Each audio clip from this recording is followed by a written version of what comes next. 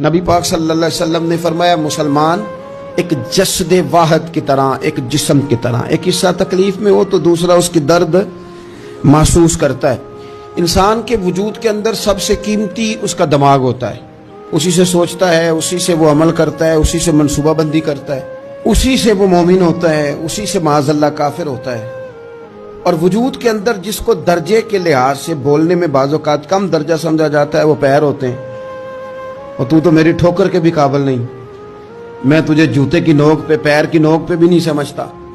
ہم یہ کہتے ہیں محاورتاً کہ تو پیروں کے قابل بھی نہیں، یعنی سب سے اعلیٰ درجہ دماغ کو دیا، دل کو دیا، اور سب سے ہلکا درجہ پاؤں کو دیا۔